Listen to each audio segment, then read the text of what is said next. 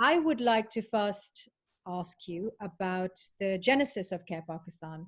You were a successful businesswoman, and then you started this with 250 kids. It's now almost, I believe, 250,000 kids 32 years later.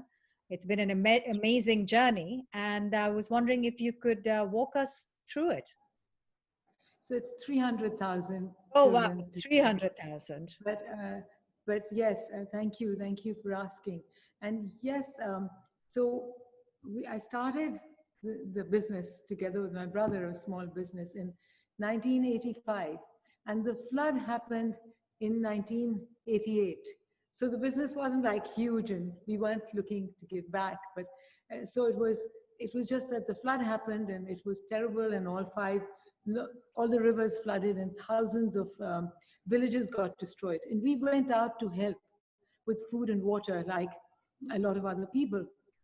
And soon realized that food and water was fine, took medicines, and then started helping people rebuild their homes. So when we started, people were in huge amounts of trouble. They had lost all their worldly belongings. And so we thought the only thing we could do was help build their homes. Food and water wasn't going to do it. So we started in the area that we'd spent the most time, where the most devastation had happened. We agreed to build, we thought we'd build 10 homes. Please. We thought we'd build 10 homes. We collected lists of people whose homes had been totally destroyed, and picked 10 names and started. We were giving the money, and they were going to put in the labor, and so that, you know, it was just not just a handout. So as we started and went back to give the next installment of money, there were hundreds of people all saying, look at us, we've lost our homes too. So we took on another home and another home and another home, and ended up building about 80 homes. And this was a very small group. There were 2 or 3 of us. So in that process, I got really involved with the people, and soon became like a Pied Piper. All day, hundreds of children of the area would just follow me around, barefoot, runny noses, matted hair. And because in that area, which was just 15 or 20 miles out of Lahore, we realized there was no drinking water, no sewage, no electricity, and no schools. So one day I just said to the mothers, why do the children follow me around all day, every day? And they said, what else should they do? Why don't they go to school? There's no school. And also in this process, I just realized that, you know, a flood will come again next year. Yeah. And it's going to take their homes away again.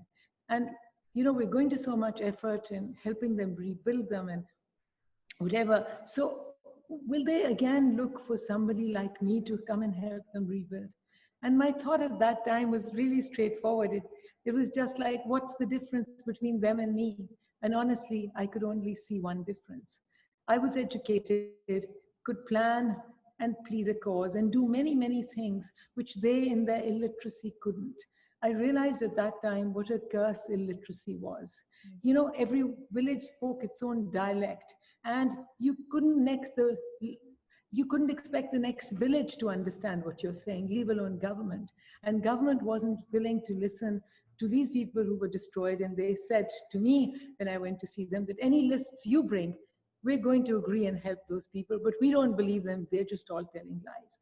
And that's what made me think that the only thing, what we really needed to do was to help them stand on their own feet, to build a school so that children could get an education, because education is the only thing really which changes lives.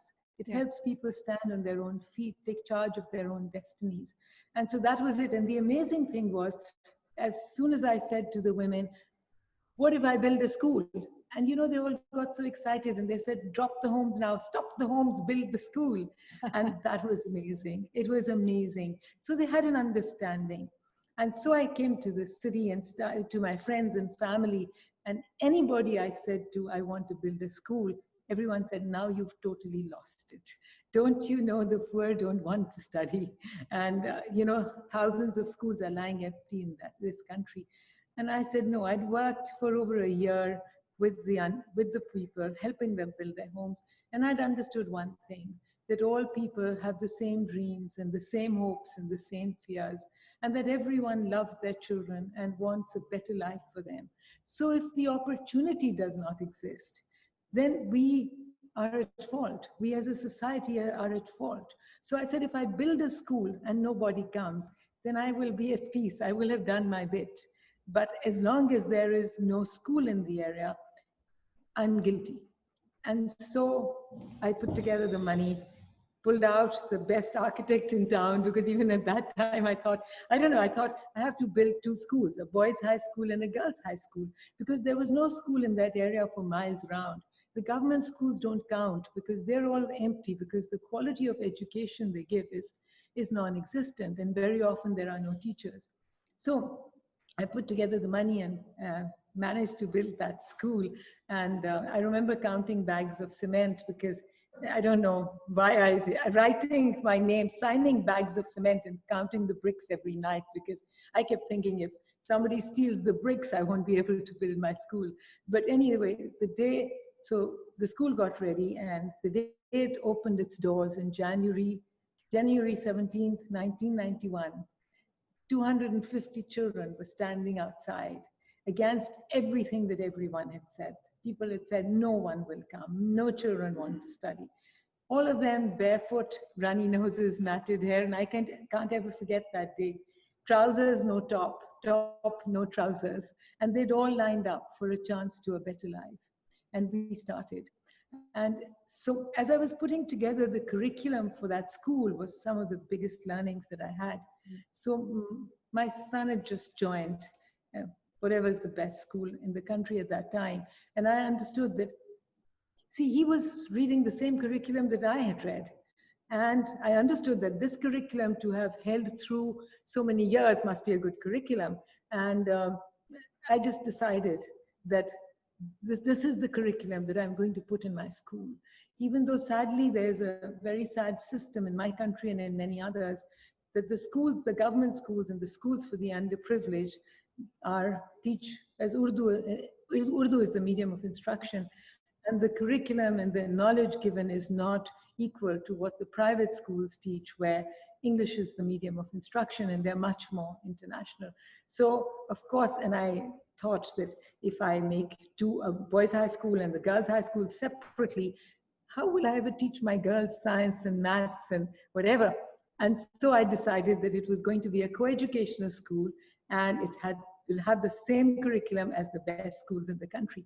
So everyone said, my friends included, people will lynch you. Now you've gone mad, totally mad. You want to run a co-educational school and you teach English and you want to have a mixed staff, male teachers and female teachers? And I don't know, I'd really had spent a lot of time with the people, and I said, nobody's going to lynch me, and I'm going to do this. So we started, and honestly, it's amazing. The fact that those 250 children stood there on that opening day, and no parents complained about why it was co-education or why we'll be teaching whatever. But by the end of the year, we'd managed to turn them around. And word had gotten around, there's a school where education happens. Next year, we had 450 children.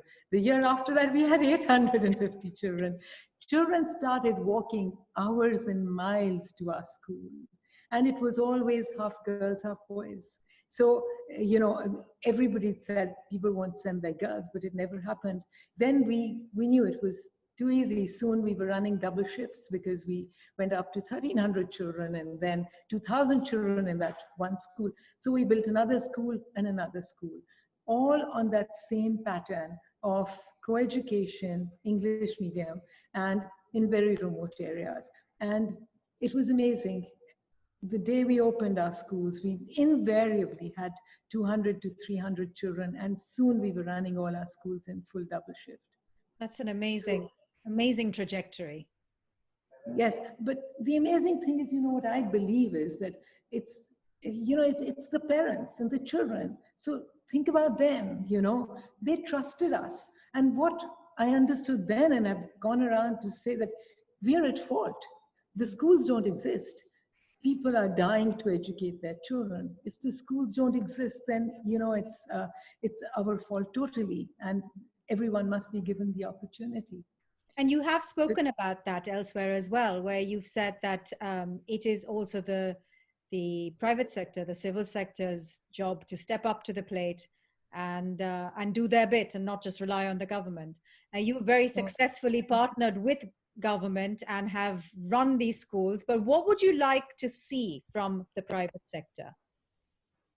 So just that. So it's not that, so we kept building our own schools. We built another and another and another. And then one fine day in 1998, I still remember, government called us.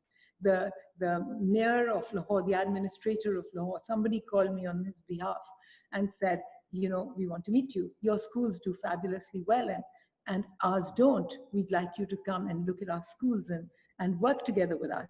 So I was very wary. And again, everyone said, don't work with government, do anything you want to, but you know, just don't do that. Anyway, so I went and surveyed about 25 schools in the city of Lahore. And honestly, I was horrified. I couldn't believe what I saw. In that my city of Lahore, we believe the cultural heart of Pakistan. In a lot of the schools, there was no furniture, no lights, no fans, no water, no whatever, and children were sitting on broken floors with their neat little uniforms, waiting for an education to happen, which was never going to happen. And in many of the schools, the teachers didn't exist. And so we agreed with government to take on 10 of their schools and signed and thrashed out a contract and signed it, which maybe today, I guess I would still sign it all over again, but it was a crazy contract. Because a lot of school teachers, and there were 11 school unions, they all just didn't want us there. They kept saying foreign agents and, you know, terrible, get out of here. But we'd seen the condition of the children and were determined to stand and serve. And so we agreed to put in everything, the lights, the fans, a science lab and a library in every school, furniture, water, whatever, and our own teachers. And it was just actually government buildings, and whatever teachers were there, but we could train. Government was not going to give us any money whatsoever.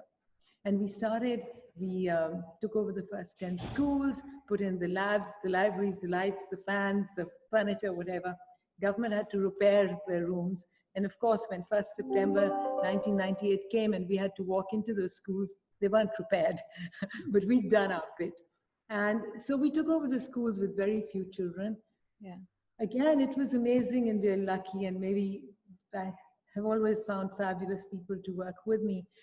We managed to turn them around within that academic year, with the unions out on the road saying, you foreign agents, get out of here, and we don't want you to, in our schools, it was a whole mafia. So we managed to turn them around, and again, that amazing thing happened. As the next class came in, admissions quadrupled in some of the schools, and they just filled up. And word, got out that these schools are now fabulous. And then, of course, the next government came in. By then, there was a martial law in Pakistan. And they called me to town hall and said, what a great job you're doing. Your schools are amazing. Can you take on all the schools of the city of Lahore? That was the exact words. And I said, you'll give me some money. They said, no, we don't have the money, but your work is excellent. And, we're happy to give all our schools to you. And I started laughing and I said, money doesn't grow on trees. How will I ever do it? But anyway, they said, well, we think this is such a great experiment. You've done such an amazing job. We want to give all our schools out to private parties because we realize this public-private partnership is the only way forward. And so I was very wary. I said, please be careful who you give your schools out to. Make a committee, put me on it to vet, because we can't just hand our schools over to people. And to date, and then very, very seriously, anybody wanted to walk into our schools to talk to the children or, lecture or anything, I first had to read that lecture. I first had to vet it, because it's so important who walks into your schools and says what. But anyway, they tried to hand out schools to many, many people, and we got approached as industry also, but it didn't work. But CARE Foundation itself, we continued. Whatever money we could put together, we took on another 10 schools and then another 10 schools. And so soon we had about 400 government schools that we were running, and about Amazing. 200,000 children. Our results were amazing. So the fun was that with this better quality of education, the schools filled up.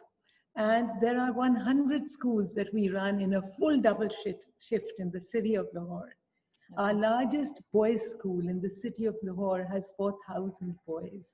Our largest girls' school has 4,000 girls because it's, and the others, there are others with 2,000, 1,500, some smaller ones. But the amazing thing is what, honestly, I think about it many times. And of course, we continue to build rural schools ourselves too.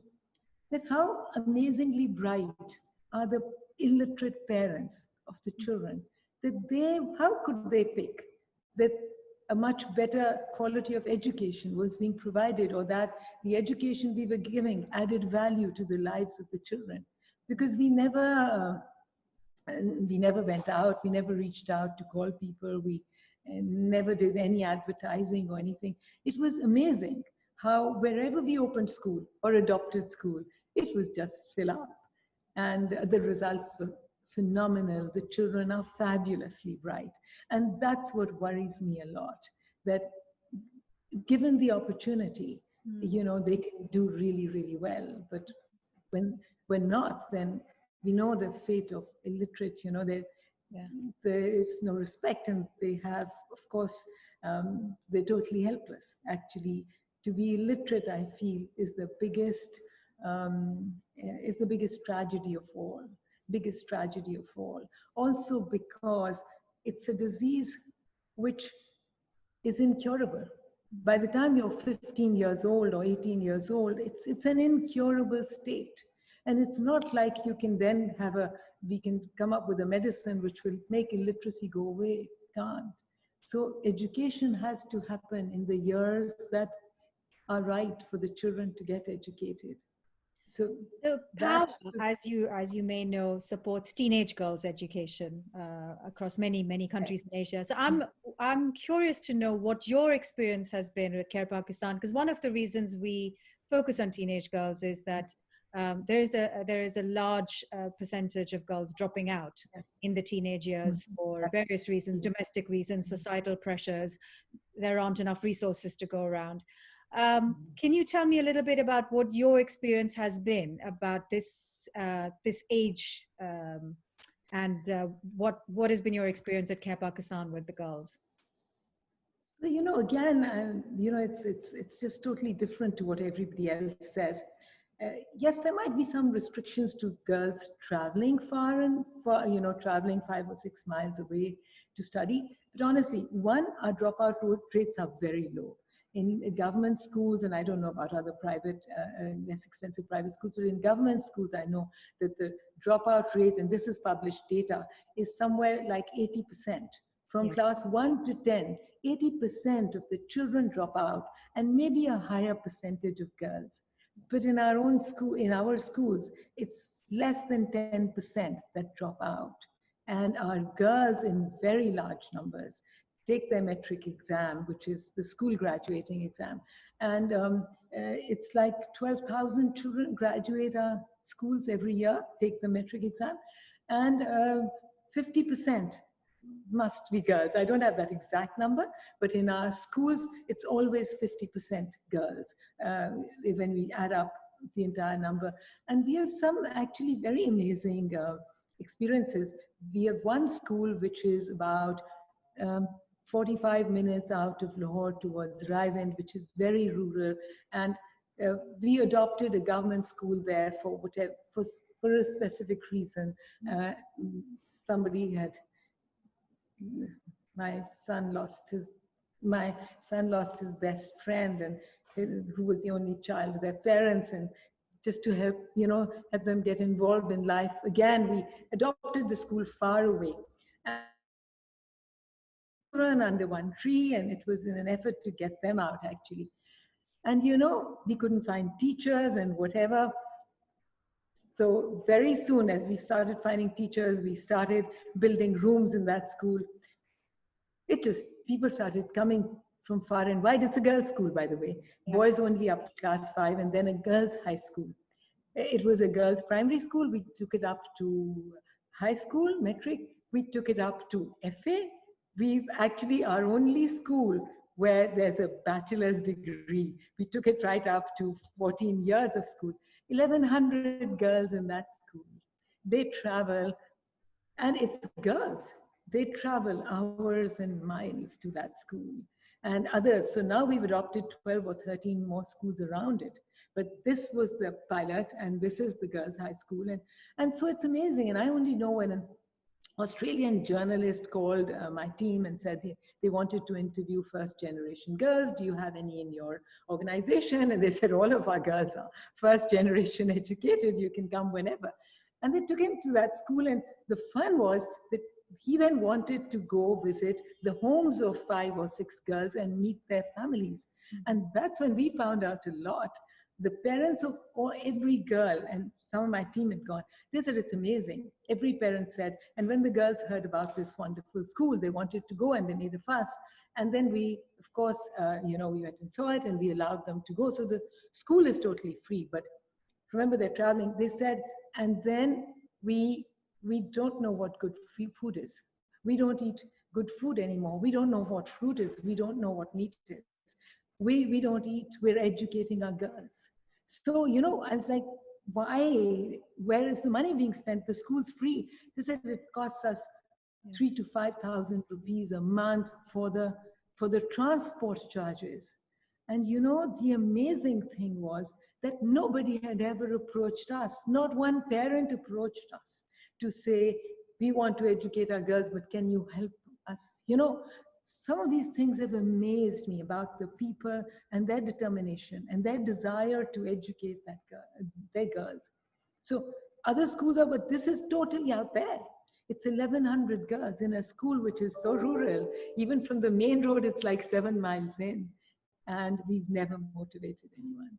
That's quite remarkable, because that lays to rest all those myths that we have that girls, that parents don't want to invest in girls' education. That's clearly not the case. And when they graduate, when our first graduating class in that first school, where we help in the locality where we help build the homes. So the first graduating class, girls went to government college. The parents themselves came to say, we now want our girls to go to college. Totally illiterate parents. And so actually at that time, in 98, actually 95, I wasn't aware and I should have done it. So we started a scholarship program. We started an FA right in that school. And when 95, the first class graduated, I said, oh my God, so we need a college. And we started FA. But then we started a scholarship scheme for anyone who could get into any college on merit. We pay their way through that, because we realized that no matter how bright the girls were, parents would never be able to put them through a college. And so today, for this year, we put 1,000 children through college, but every year it's been about 800, 850. And the amazing thing is on how bright the girls are. It's a lot of girls. Our girls in engineering university, they're very few, maybe out of, it's 2% girls. Our girls in engineering university, in the best engineering university in Lahore, our girls in med schools are hundreds, but one of our girls was teaching in the engineering university, which was saying a lot. And so a lot of girls, so we are very strict. They have to get into college on merit. Then we pay their way through. And it's, again, as many girls as boys who apply and go. And the sad thing is that our merit stops sometimes at 85% marks. And that's how well our children do. And, it's 85% is very high marks. And to get into med school here or to engineering university, you need like over 90% marks. And so many of our children qualify. There was one time we had 114 children on our scholarship, girls and boys, in the engineering university alone. And I was absolutely thrilled, because that meant that many of them had these amazingly high marks. So I believe that these are a lot of myths. Yeah, clearly. And you've managed to explode a lot of these myths. Absolutely. I think we're just lazy. And to your other question, I sincerely believe, yes, I know that in the West, especially, there's this whole thing about the duty of government to educate the children. And yes, the duty of government to educate the children. but the right of every child to an education. And I feel failing government, the duty of civil society, the duty of us, people like ourselves, all of us, to ensure that our future generations get the education which is their right. Because sure, government may have abdicated, but I've gone around telling everyone we too have abdicated. The country does not belong to a government. Governments come and go. They rule the country in trust for a people for a certain number of years. The country truly belongs to us, the people, and to us, the people, and the people who, and so we must ensure that our future generations, our children, have the education which prepares them for, for the future. And that's what I believe that all of us should do. Somehow people are so much more interested in donating to hospitals and to disease. It interests people more, and I keep saying, because it hits anyone. Illiteracy doesn't hit the rich. And so it comes as a second or third priority for people to support education. And I feel that actually we got it the wrong way around. If we actually help educate people, they will stand on their own feet. And tomorrow they will help build their communities, their families, and definitely a happier, more prosperous country, whichever country they're in. So let me end by asking you a more personal question, if I may. I'm sure that there were detractors along the way when you started your business, and everyone said, "Well, no one will buy Pakistani fabric." When you started the schools, when people said, "No one will come, you won't find any students," and you proved them all wrong. So tell me a little bit about how have you navigated this? How have you navigated the criticism that's come your way? And what would you identify as the skill set that you've needed for both endeavors? So the business, I can quickly say, the business was, we had this crazy idea that my father had these 3 Swiss embroidery machines, and they were making the regular embroidery that was, sold in the country, not expensive at all.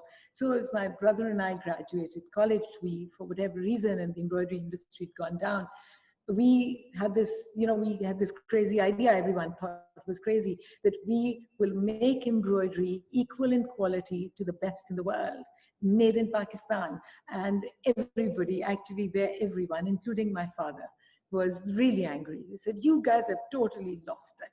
It can never happen. We can never make quality here." But we started, we were crazy. So with our own money, whatever little bits we had, we just started. And by the grace of God, we, so many years, 35 years later, it's still, that fabric got a lot of appreciation.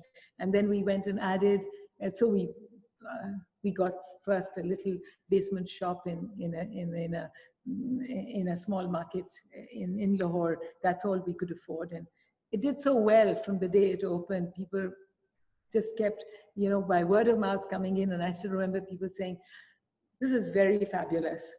This is not made in Pakistan." And, we had to convince everyone to say, no, it's made here.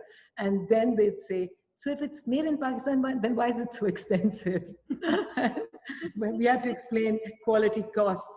But the funniest thing was we got a reputation, that there's a shop which sells imported goods and calls them made in Pakistan.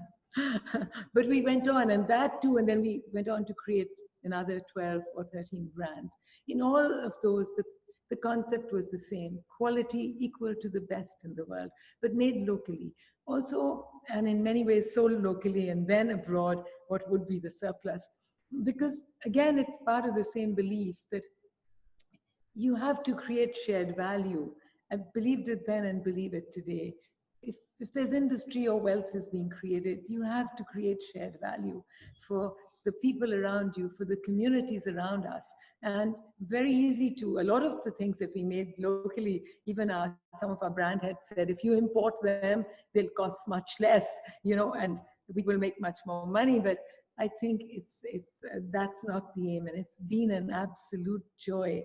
Yes, so for the first 3-4 years, we didn't even actually as we opened our first shop, it was just, everything just kept getting sold out. We had to get more machines to keep up with demand. And then, of course, a lot of appreciation, and that was easy. And that's it. I don't know. It's been such a journey of joy, such a journey of joy. I've just enjoyed both nearly equally. Care is a very special joy, and it's just wonderful. I can't tell you what keeps me going or why. It's an absolute belief that this is the right thing to do. I know this is the right thing to do. And honestly, it's not a giving, it's a receiving.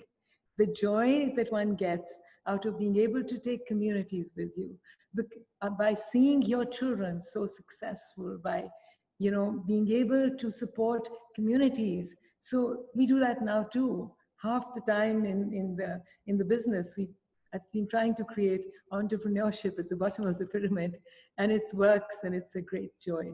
Yeah. So I think it's just a belief that this is what has to be done. And honestly, it's been such a journey of absolute joy.